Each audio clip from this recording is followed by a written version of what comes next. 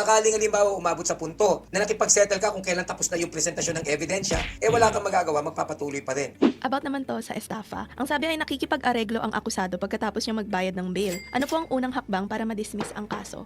Actually po, tandaan, ang criminal case po ay hindi talaga nadidismiss sapagkat hindi po pwedeng nako-compromise ang kasong krimen. Pag gumawa ka ng krimen, ang krimen ay laban sa Estado. Kaya nga po kapag may kaso, sino nagpo-prosecute? Yung fiscal. Why? Because the fiscal represents the state. So klaro po tayo dyan. Kaso, kapag gumawa ka ng krimen, meron din tinatawag na civil liabilities owing to the victim. Ibig sabihin, sa aspetong civil ay may pananagutan ka. Bakit? Sabi po kasi ng Article 100 ng Revised Penal Code, a person criminally liable is also civilly liable. So yung civil liability sa pagitan mo at ng biktima. Yung criminal liability sa pagitan mo at ng Estado. Kung kaya't kahit isettle mo yung civil liability, hindi mangangahulugan na madidismiss yung criminal aspect sapagkat ito ay sa pagitan mo at ng Estado nga. Yung civil aspect, yan ay patungkol lamang doon sa biktima mo na pumayag na hindi na ituloy ang civil aspect sapagkat ikaw ay nakipag-settle na. Kaya lang in practice, dahil maraming kasong nasasampa sa korte, kapag nasettle nyo civilly at nagdesisyon yung complainant na hindi na dumalo o kaya mag-file ng desistas at pinayagan naman ng korte, hindi na natutuloy yung kaso, hindi dahil sinettle yung aspetong kriminal. Hindi natutuloy yung kaso dahil sa desisyon mong mag-desist o sa desisyon mong hindi na umattend sa korte, sa hearing,